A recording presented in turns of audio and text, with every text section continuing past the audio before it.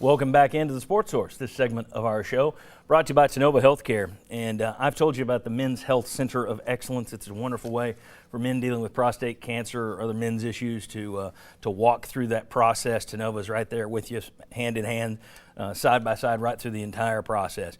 But Tennova also offers all kinds of different groups for people, health and fitness classes, senior services, support groups, women's health issues, the childbirth preparation classes. Do what I do, and that is whenever something comes up health-wise, first call, Tennova.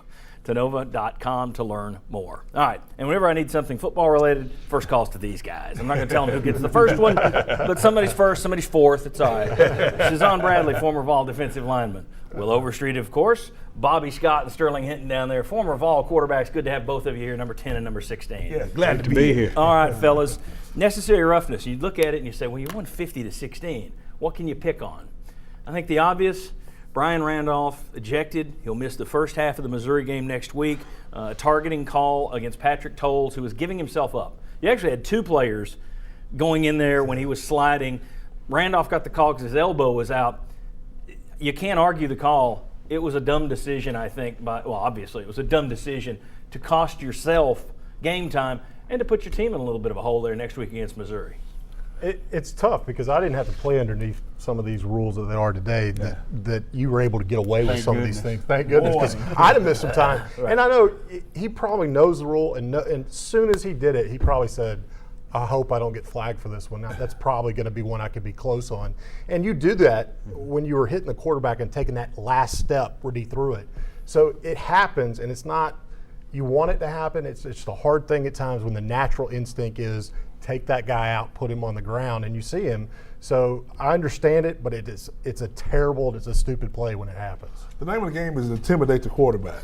And only nice quarterback I know of is one laying on his back with the ball coming out of his hand. So he was doing his job, and he just got caught doing his job. Great job. I had a feeling you'd go in there. That's like D-lineman, an old story that Nick Butkus used to, to say. He said he wanted to hit the quarterback hard enough to see his head roll off on the ground. Well, the thing is, you can't do it anymore, though. As former quarterbacks, you got to look at it and say, if a guy's sliding, he's giving himself up. I mean, that's it, play over. You don't even need to touch him. So to go in there and go for the upper body, just not a smart play. Well, he didn't try to hurt him, I don't think. He just and there's a natural movement as a defensive player, and we didn't have those rules, That's Bobby right. and I No, back then. thank goodness. We didn't have those. You would have liked to have taken those hits? Huh? You like those? I mean, I like the game being like the game was. Okay. It's a physical game. It's meant to be physical, and that's the way I think it should be played. Well, I've got some necessary roughness. All right. And this is something, I love my Tennessee football team. I love my players, love my coaches, love everything about the Big Orange. But when we're winning like we were winning yesterday, let's not get involved with the chatter with the losing team. Oh, yeah. Let it go. Let it go. Yeah. It's time Frozen. to take That's the next Frozen, level. right? Huh? Hey. Frozen? Let it go. Well, That's Let it go.